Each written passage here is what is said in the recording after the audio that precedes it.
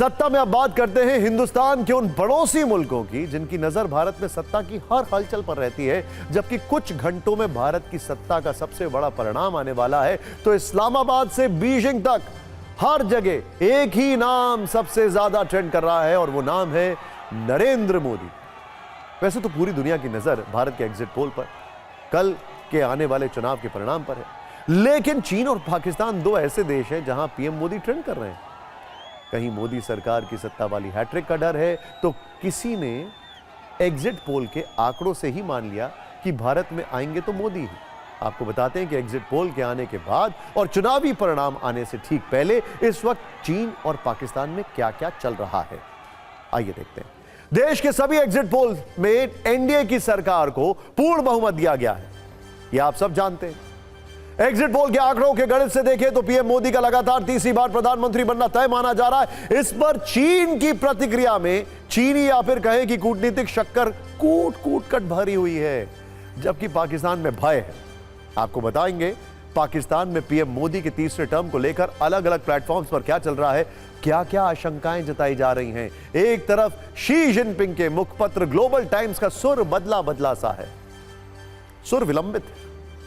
Global times ने मोदी वाला माहौल बनाना शुरू कर दिया है, जबकि पाकिस्तान में गली गली भारत के एग्जिट पोल की चर्चा हो रही है। गंभीरता से इस पर बहस की जा रही है कि अगर मोदी तीसरी बार आए तो पाकिस्तान का क्या होगा। एक तरफ जिनपिंग के मुखपत्र ग्लोबल टाइम्स में अग्रिम बधाइयां बंटनी शुरू हो गई हैं। एग्जिट पोल के बाद ही चीन ने मान लिया है कि पीएम मोदी का तीसरा टर्म लगभग कंफर्म हो चुका है। वहीं पाकिस्तान के डर का लेवल इतना हाई है कि चर्चा पीओके तक पहुंच चुकी है।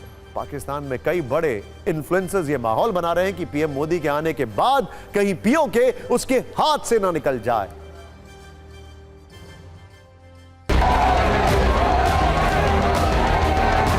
मोदी साहब जो हैं वो 400 सीटें लेने की क्यों कोशिश कर रहे थे, क्योंकि वो जो इंडिया का कॉन्स्टिट्यूशन है उसमें कुछ बड़ी तब्दीलियां करने चाह रही हैं।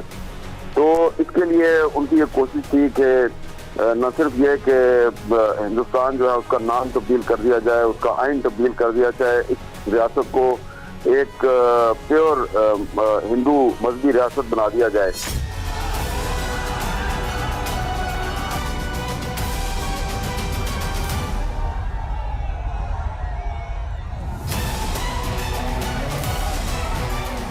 मोदी साहब जो है वो पाकिस्तान और मुसलमानों के खिलाफ नफरत फैला के अपना जो सियासी एजेंडा है उसको आगे बढ़ा रहे हैं। लेकिन अगर आप इन द लॉन्ग रन देखेंगे तो मोदी साहब का तीसरी मर्तबा भारत का वजीर आजम बनना भारत के लिए ठीक नहीं होगा, क्योंकि न सिर्फ ये कि जो इंडियन कॉन्स्टिट्यूशन है जिसकी बुनियाद सेकुलरिज्म है, वो इंडियन कॉन्स्टिट्यूशन की बुनियाद को खत्म करना चाहते हैं, बल्कि वो हिंदुस्तान में जो मुसलमान और दीगर अक़ीदतें हैं वो जबरदस्ती इन सब का मजहब तब्दील करा के इन सबको हिंदू बनाना चाहते हैं।